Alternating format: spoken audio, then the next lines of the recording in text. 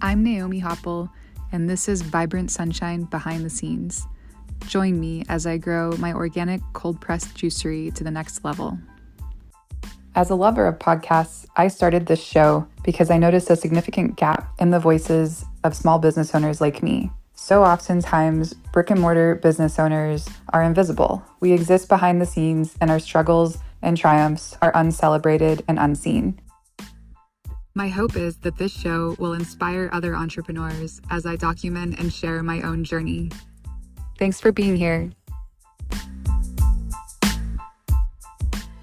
Hey everyone, I have some exciting news to share today. We have an official ribbon cutting date for our new location. It's Wednesday, August 16th from 11 to noon. And this event will have government officials and people from the bank, people from the borough, people from the city. It's kind of a big deal and the pressure's on. We officially have less than 2 months to go to open our new spot. And if you've ever gone through construction, you know that all kinds of things can go wrong when you're opening a new spot. But with that said, I think that we are in really great shape, and I want to take a moment here to reintroduce myself.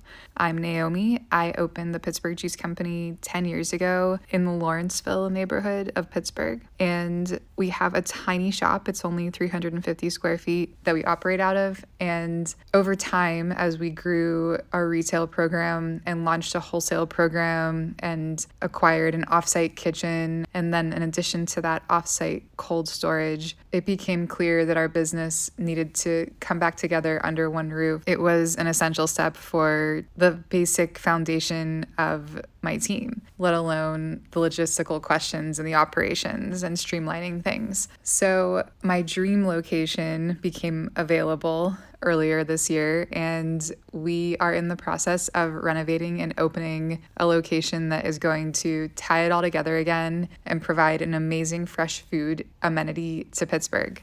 So on August 16th, 2023, we will be opening our store, and I know everything's going to work out. Of course, there are some things in this process that have really not gone to plan. One of the reasons I started this podcast is because as a brick and mortar food retailer and wholesaler, I have had a really hard time finding my peers, finding people who actually talk about their experience. Everybody who is in this kind of industry is so busy, and we exist behind closed doors and hardly ever share what's happening. So that's why we're here today. This is Vibrant Sunshine Behind the Scenes, and Vibrant Sunshine Juicery Cafe is the name of our new location. In another episode, we'll get into the branding and how we came up with our new name and how that all evolved from the Pittsburgh Juice Company. But today, I'm going to tell you about the projects that are going really well and the progress that we're making. And I'm also going to tell you a little bit about some things that really aren't going as well as I wish they would at the moment. First of all, and this is not exactly project related, we went through about a 3-week drought here in Pennsylvania, which is extremely rare in the spring, and it was chaos for those of us who are trying to plant gardens. But a few weeks ago, we started noticing that the produce we're getting isn't yielding as much juice as it usually does. And the interesting thing is that the produce is just as expensive, if not more expensive than usual, because there has been a lot of product lost due to the droughts. So because of that, it's in high demand. And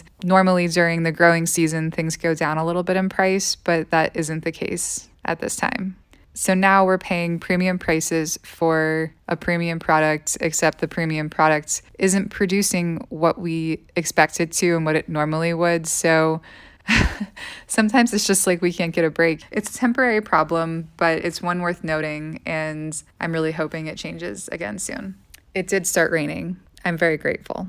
Another thing that isn't really going super great in my business right now, and this is directly related to the new project, is the nut milk development. My plan is and has always been to provide a house-made nut milk as our base milk for our espresso drinks and lattes, particularly for the adaptogenic latte menu. In coffee art, there's something called milk stretching. There's the ability to create foam from the milk. And then there's the flavor profile. You don't want your milk to taste burnt. So I'm struggling with this with the almond milks and the natural nut milks that we are creating and playing with. I'm not getting what I need right now, and it's a little bit disheartening, but at the same time, I know that this is a necessary part of the process, and we still have plenty of time to perfect things, to research things, to test things, and to get where we need to be. But we're not there yet. As far as the build out goes, we are definitely on track for the interior. However, it's becoming unlikely that our signage will be completely done by the time the ribbon cutting ceremony occurs, only because our signage contractor ghosted us. We've been in contact with him for about a month and a half, and it was very clear that the borough needed drawings of the signage and mechanical information last Wednesday, and we had a verbal agreement that he would make sure he had everything prepared for the meeting, and then he disappeared. Again, I think I've mentioned how interesting it is working with contractors at any level, and this kind of thing just happens sometimes. Unfortunately, people get busy, things happen in their personal lives, and when they're small businesses, there's really no accountability. We didn't have a contract. We were just bidding things, developing them. And now we're kind of at square one. We had to reach out to a new signage company, and we're waiting for them to come to the site and make some measurements. But there are a lot of things that need to happen, like a variance through the borough. And because we are running on a tight timeline and the borough meetings are few and far between, I think they're only once a month, it's extremely unlikely at this point that we could actually get everything lined up and have the final signage installed for the ribbon cutting ceremony. With that said, I'm sure we can figure something out. It's not going to be the end of the world. There are some really important things that are happening, like we are about to order our espresso machine. We finally chose the color, and I'm really excited to tell you what it is. I'd actually love to have some guesses of what color you think our espresso machine is going to be. I'd love it if you sent me a voice message via this podcast, or you could respond to my story questionnaire on Green Juice and Yoga on Instagram. It'll be fun. We also have our main retail fridge ordered. One of my favorite things about our retail fridge is that it opens from the front and it opens from the back, so we can stock it and load it from the back side while customers are shopping out front and have a seamless, uninterrupted flow of people doing their job and people shopping. And it's also fun because you can like wave at people through the fridge. It's a nice little surprise. Oh, fancy meeting you here, over the juices through the fridge. Another thing that's going really well is the plumbing project, which is the main event in our renovation. I think I've mentioned several times here that we are building 3 kitchens, and with those 3 kitchens, we have a lot of plumbing. We have a trench drain in the juice room and 3 grease traps. And interestingly, this is the first time I have ever had to deal with trenched plumbing. In the past, every single project I've had is in a building that has a basement. We've been able to run the plumbing through the floor without trenching. And in this case, that is not the case. It's a concrete floor, and we've had to break through the slab and dig into the dirt. And I knew this, but even so, when I went to visit site the other day, I was astounded by how much dirt there was. I'll post a picture of this too. It makes sense, but nevertheless astounding.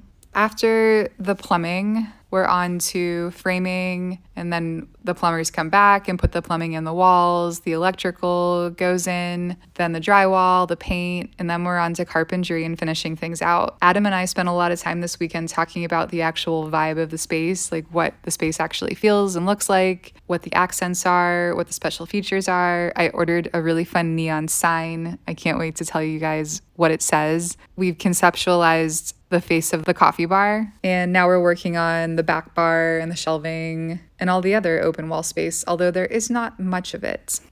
A big part of the wall space is actually retail shelving, which is something that I'm a little bit scared of. It's kind of got me thinking about business and how things started. When I started my business in 2013, I opened my business and I was in business. I worked in the business every day. I learned and I grew over time with some hard lessons and some great experience, But it really wasn't until we launched our wholesale program in 2020 that I really felt that I was doing business, because at that point I was actually selling commodities to other businesses and dealing in a B2B fashion with other businesses. I loved it. It was a whole other level of commerce. It was a whole other level of networking and selling, as opposed to having a brick and mortar spot and just opening my doors every day. And now, after 3 years of running our wholesale business, I am in a position where we are opening a second location that is significantly larger. We're redeveloping our company headquarters. We're rehoming our wholesale program and our kitchen production program. And now I feel like I'm running the business. I'm engaging in commerce. I'm developing the internal structure of our team. I'm fostering partnerships and engaging our community in a way that is necessary to reach this next level, really trying to leverage all the relationships that I've gained over the course of 10 years. But what I have yet to master is the retail program, which is a whole other level of commerce. It's working with other people's commodities and reselling them. That is different than just producing and selling, whether I'm producing and selling to a retail customer or I'm producing and selling to a wholesale customer. Now I'm looking at actually buying products that other people make and marking them up, which is a whole other concept in business. Is such a real part of our society and the way we exist. Goods are purchased in a way that is most convenient, and we purchase from people and businesses that we either believe are going to save us money or we believe are going to use the money for a good cause. I'm kind of back at the drawing board again, just conceptualizing and understanding and figuring things out. We're excited to provide a vibrant space. I think my husband is calling the concept boho glam. I will tell you, there will be many plants in our space, definitely some disco balls, and lots of beautiful rainbow colors. It's going to be great.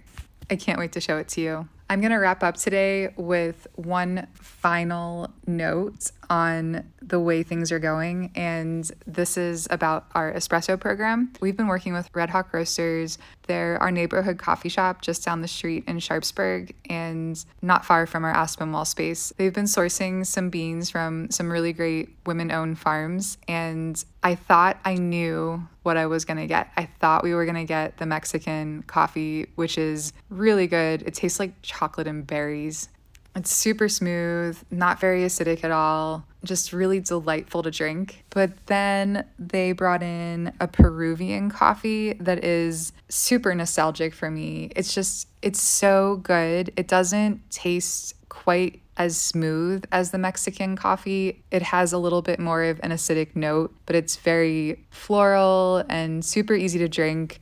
And if you know me, you know I spent 3 years in Peru as a Peace Corps volunteer. And over the years, Peru has been a constant theme in my life. It just keeps popping up. And I'm having a hard time now deciding between Mexico and Peru. So stay tuned. All of these questions have to be resolved in due course. And I'm excited to keep you in the loop as we make some serious decisions here. Thanks for listening today. I look forward to catching up with you again next week.